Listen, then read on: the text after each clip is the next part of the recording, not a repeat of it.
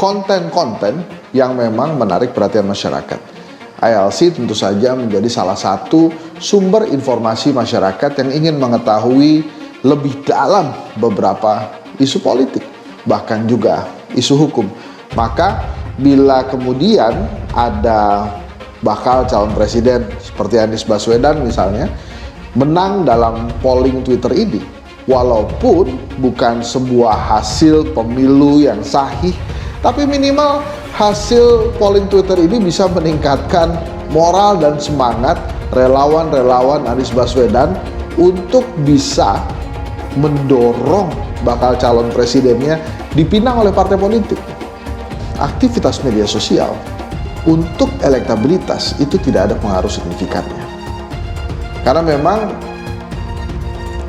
dunia media sosial ini kan dunia maya. Maka terus-menerus dikatakan kalau populer itu baru satu kaki bisa masuk dalam perhelatan atau peningkatan elektabilitas. Prabowo itu tinggi sekali, sementara swing votersnya Mas Anies itu kecil. Artinya begini, swing voters itu adalah kelompok masyarakat yang pilihannya masih bisa berubah, masih bisa mereka mengganti pilihan dari tadinya Ganjar atau Prabowo bisa jadi ke Anies. Nah ini besar sekali swing voters ini. Inilah yang ditakutkan oleh para pendukung di kelompok peringkat 1 dan peringkat 2, artinya pendukungnya Pak Prabowo atau kelompok pendukungnya Mas Ganjar ini ketakutannya karena swing votersnya atau masyarakat pemilik suara masih bisa berubah. Jadi setahun lalu saya sama Anies, sama Rocky Gerung, sama Jumhur Hidayat dan sama Ferry Juliantono itu ketemu di Sentul. Saya bilang, Nis, seandainya ada pemilu, saya pasti dukung antum, dukung Anda. Tapi kalau nggak ada pemilu ya kita lihat aja. Nah makanya sekarang ini kan kita lihat pemilu bakal ada. Jadi pertama kita harus apresiasi ya secara positif Jokowi ketika mendukung secara perspektif imajiner ya Prabowo Ganjar atau Ganjar Prabowo ini. Berarti Jokowi itu tetap ingin pemilu 2024 terlaksana. Itu dulu poin kita malam ini. Yang kedua negatifnya buat Jokowi adalah kenapa dia sebagai presiden ikut-ikutan intervensi pada Copras-Capres 2024. Indikasi intervensi yang disebutkan Bang? Ya ini, dan dia selalu melakukan satu endorsement ya kepada calon-calon. Ya itu di tahun 2014 SBY tidak melakukan itu, padahal besannya Hatta Rajasa jadi calon wakil presiden. SBY membuat dirinya netral karena dia akan berakhir. Dahsyat, Anies Baswedan unggul di semua jajak pendapat. Ini daftarnya. Dikutip dari fajar.co.id. Jajak pendapat polling merupakan instrumen survei yang umumnya digunakan untuk mengukur opini publik. Opini publik dipengaruhi oleh beberapa variabel, diantaranya media, dan media digunakan sebagai alat untuk mempublikasikan aktivitas kampanye, baik kampanye produk, sosial maupun politik. Dalam dunia demokrasi modern, jajak pendapat dilakukan untuk mendapatkan gambaran besar calon pemilih dari kandidat tertentu sebagai modal besar dasar dalam kerja elektoral serta melakukan penetrasi ke basis massa yang diprediksi masih kurang memberikan insentif dukungan suara secara signifikan. Salah satu metode jajak pendapat yang digunakan lembaga survei saat pemilu adalah exit poll. Jajak pendapat ini dilakukan usai pemilih keluar dari tempat pemungutan suara (TPS). Dengan demikian, hasil pemilu dapat diperkirakan lebih cepat untuk disajikan kepada masyarakat tanpa harus menunggu sekian waktu. Menariknya, jajak pendapat yang saat ini dijadikan alternatif sebagai data pembanding hasil survei dihakimi sebagai hiburan semata.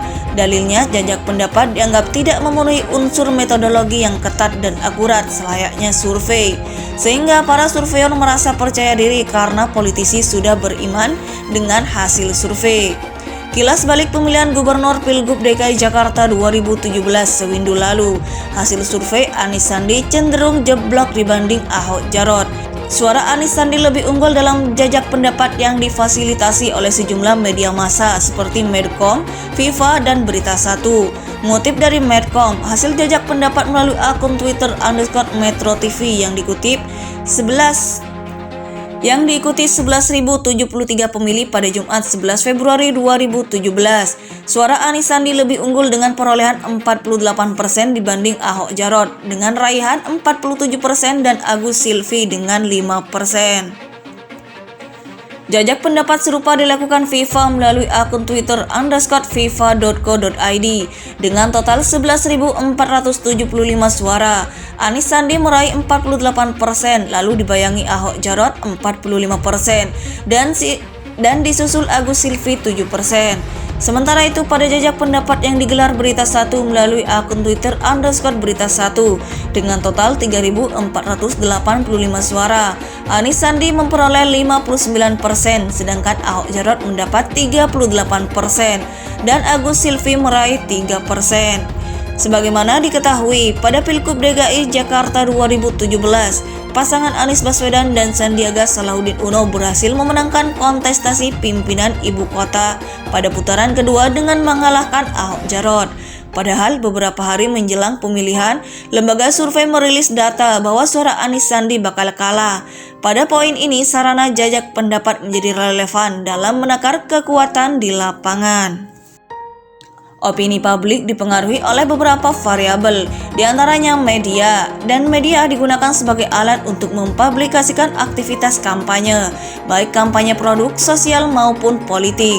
Dalam dunia demokrasi modern, jajak pendapat dilakukan untuk mendapatkan gambaran besar calon pemilih dari kandidat tertentu, sebagai modal besar dasar dalam kerja elektoral serta melakukan penetrasi ke basis massa, yang diprediksi masih kurang memberikan insentif dukungan suara secara signifikan. Salah satu metode jajak pendapat yang digunakan lembaga survei saat pemilu adalah exit poll. Jajak pendapat ini dilakukan usai pemilih keluar dari tempat pemungutan suara (TPS). Dengan demikian, hasil pemilu dapat diperkirakan lebih cepat untuk disajikan kepada masyarakat tanpa harus menunggu sekian waktu. Menariknya, jajak pendapat yang saat ini dijadikan alternatif sebagai data pembanding hasil survei dihakimi sebagai hiburan semata. Dalilnya, jajak pendapat dianggap tidak memenuhi unsur metodologi yang ketat dan akurat selayaknya survei, sehingga para surveyor merasa percaya diri karena politisi sudah beriman dengan hasil survei. Kilas balik pemilihan gubernur Pilgub DKI Jakarta 2017 sewindu lalu, hasil survei Anies Sandi cenderung jeblok dibanding Ahok Jarot. Suara Anies Sandi lebih unggul dalam jajak pendapat yang difasilitasi oleh sejumlah media massa seperti Medcom, FIFA, dan Berita 1.